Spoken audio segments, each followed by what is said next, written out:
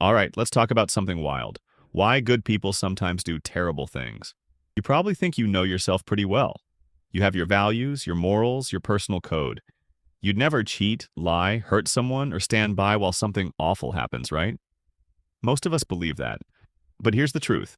Under the right circumstances, yes, you, could end up doing things you'd never imagine. Not because you're secretly a bad person, but because the situation around you starts calling the shots.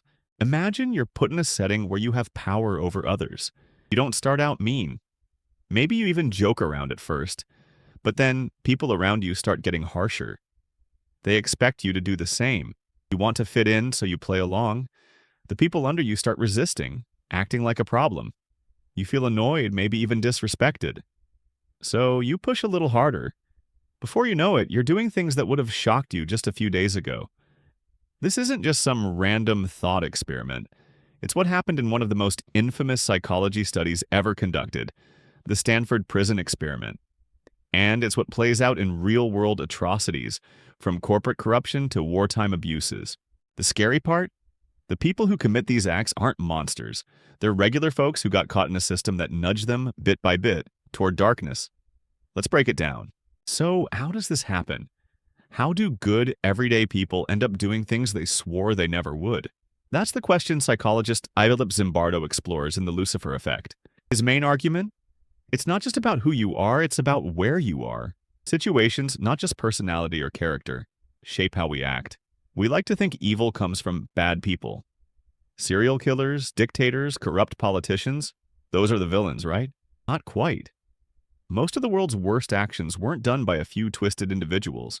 They were carried out by ordinary people who found themselves in environments that encouraged or even demanded those behaviors, and they followed along. Zimbardo calls this the power of the situation. It's the idea that under the right, or rather wrong, conditions, any of us can be pushed to act in ways we'd never expect. Social pressure, authority, fear, and a sense of duty can all override personal morals. It's not about having an evil gene. It's about being human in a system that makes cruelty feel normal. The term Lucifer Effect comes from the biblical story of Lucifer, an angel who fell from grace and became Satan. Message? Even the best of us can change under the right conditions. This isn't just theory, it's been tested. Most famous example? A study so disturbing it had to be shut down early. The Stanford Prison Experiment. Let's get into it. In 1971, psychologist Philip Zimbardo wanted to test how power and authority affect behavior. So he set up an experiment in the basement of Stanford University, turning it into a mock prison. He recruited 24 healthy, average college students and randomly assigned them to be either prisoners or guards. No special training, no real criminals, just regular guys playing roles. The plan was to observe them for 2 weeks. It didn't even last a week. At first, things were awkward. The guards weren't sure how to act, and the prisoners treated it like a game. But within hours, the dynamic changed. The guards started asserting dominance, making prisoners do push-ups, calling them by numbers instead of names, waking them up in the middle of the night for random roll calls. Some guards got creative, finding new ways to humiliate and control the prisoners. The prisoners, on the other hand, broke down fast. Some rebelled, refusing to follow orders. That only made the guards crack down harder, taking away mattresses, forcing prisoners to stand naked, even using psychological tricks to turn them against each other. Others became passive, obeying everything just to avoid punishment. One prisoner had a complete emotional breakdown and had to be removed. Yet even as things got worse, no one stopped it. Not the prisoners, not the guards, and most shockingly, not Zimbardo himself. He got so deep into his role as the prison superintendent that he lost sight of reality. In just a few days, normal people became either abusers or victims, all because of a situation that gave one group power and stripped the other of control. Lesson? The environment you're in can change who you are faster than you think. Alright, so we've seen how fast things can spiral when people are put in a toxic environment. But why does this happen? What flips the switch in someone's head from, "I'd never do that," to just following orders? Let's break down the key psychological forces at play. Ever notice how people act differently in groups? That's deindividuation. It happens when we stop seeing ourselves as individuals and just blend into a role or crowd. In the Stanford Prison Experiment, guards wore uniforms and mirrored sunglasses, making them feel anonymous.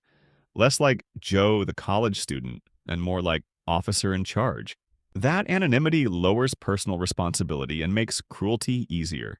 Most people like to think they'd never blindly follow bad orders. But history says otherwise. In Stanley Milgram's famous experiment, regular folks were told to shock a stranger if they got answers wrong. Spoiler: most people went all the way up to deadly voltage, just because a guy in a lab coat told them to. In prisons, workplaces, and military settings, people obey even when they know it's wrong. Nobody wants to be the odd one out. In groupthink, people ignore their own judgment to fit in. If everyone else is enforcing harsh rules, you either join in or risk standing alone. And standing alone is scary. This is the big one. The moment you stop seeing someone as a full human being, it becomes easy to mistreat them. Whether it's prisoners being stripped of names, soldiers calling enemies targets, or companies treating workers like numbers, this mindset makes cruelty feel normal. These forces don't just apply in experiments, they shape real-world events, from war crimes to workplace bullying. And unless you're actively aware of them, you're not immune either. It's one thing to see this stuff play out in a controlled experiment, but what happens when these psychological forces take hold in real life? History gives us plenty of answers, and none of them are pretty.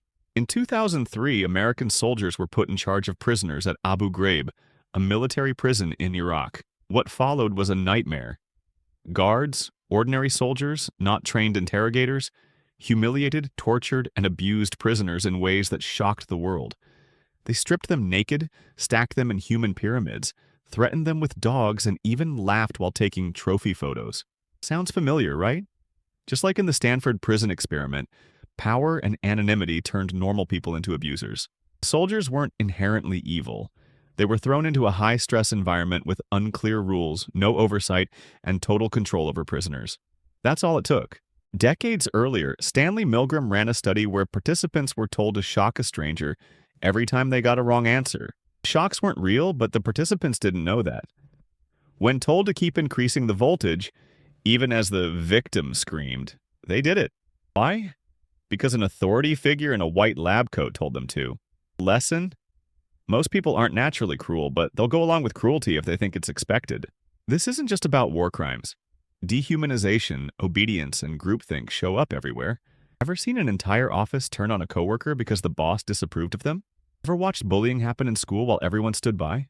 That's the same psychology at work. This isn't some distant history book problem. It happens everywhere, and it can happen to you. All right, let's be real for a second. Knowing about this, it's easy to say, I'd never do that. You'd never become the cruel guard, the blind follower, the bystander who watches bad things happen and stays quiet. Right? Not so fast. Psychologists have a term for this overconfidence, the fundamental attribution error. It's the idea that when we see someone else do something wrong, we blame their character. They're just a bad person. But when we mess up, we blame the situation. I was under pressure. We judge others harshly but give ourselves the benefit of the doubt. Problem? We don't realize that situations have the same power over us. If you were a guard in the Stanford Prison Experiment, you'd like to think you'd stay kind. But most of those guards started out just like you. Normal, decent people. The role changed them. If you were in Milgram's experiment, would you really stop pressing the button when the man in the white coat told you to keep going? Most people didn't. If you worked at a company where everyone cut corners and looked the other way, would you really be the one to speak up? None of this means you're doomed to be a bad person. It just means you're human. And if you don't think you're susceptible to these forces, you're actually more at risk. The people most likely to go along with unethical behavior? Those who assume they never would. The good news? Once you recognize this, you can do something about it. Let's talk about how. Now that we know how easy it is to fall into bad behavior, the real question is, how do we stop it? If situations have so much power over us, how do we make sure we don't end up blindly following orders, turning a blind eye, or even becoming the aggressor? Here's the key. Awareness is your first line of defense. The moment you understand that these psychological forces can affect you, you're already better prepared than most. But knowing isn't enough. You need tools to push back. Ask yourself, am I acting out of fear? Am I just following orders? Am I treating someone differently because of social pressure? Recognizing when you're being influenced is the first step to breaking free. Evil doesn't happen all at once. It starts small. A harmless joke at someone's expense, a little dishonesty at work, a tiny abuse of power. If you wait until things get really bad, it's already too late. The earlier you push back, the easier it is to stop. In the Milgram experiment, the people who refused to keep shocking the victim didn't wait for permission. They just said no. They didn't look around for approval or follow the crowd. They made their own call. You don't have to stand alone. There are always others who feel the same way but are scared to speak up. Look for them. Support each other. It's easier to resist when you know you're not alone. The moment you hear someone being labeled as less than, a number, a stereotype, an enemy, stop and question it. Dehumanization is always the first step toward cruelty. Don't let it slide. You don't need to be a superhero to stand up to harmful systems. You just need to be aware, stay conscious, and have the courage to take a step, even when it's uncomfortable. All right, we've covered a lot. We've seen how everyday people can slip into terrible actions. Not because they're bad, but because the situation pulls them in. We've looked at how power, obedience, group pressure, and dehumanization can make cruelty feel normal. And we've learned that none of us are immune. But here's the good news. You're not powerless. Every day, in small moments, you have a choice. Do you go along with the crowd or do you push back?